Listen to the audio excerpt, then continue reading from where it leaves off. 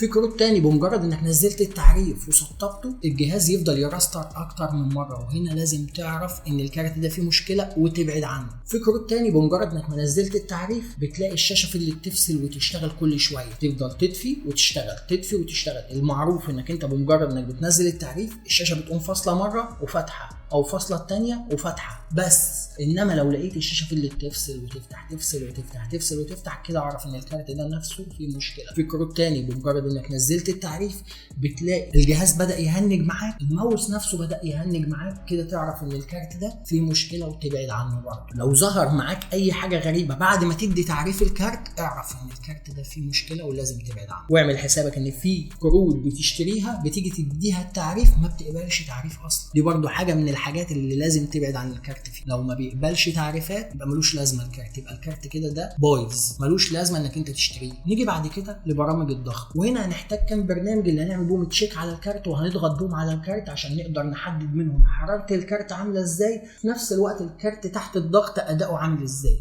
وهل هيظهر فيه مشاكل تحت الضغط ولا مش هيظهر فيه مشاكل. اول برنامج معانا وهو الفورمارك. الفورمارك ده كلنا عارفينه.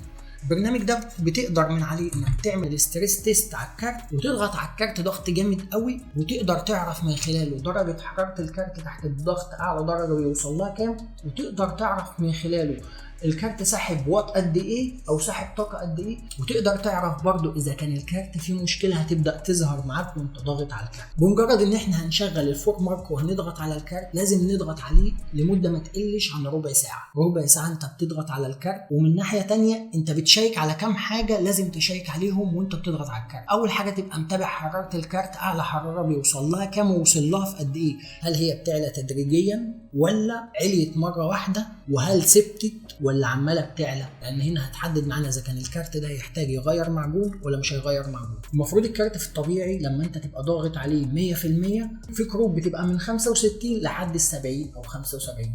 لو الكارت بيوصل ل 80 مش مشكله برضه، اما لو الكارت بقى بيعلى من 80 لحد 85 86 كده الكارت ده يحتاج ان هو يغير معجون حراري، نبقى عاملين حسابنا ان احنا هنغير له معجون حراري.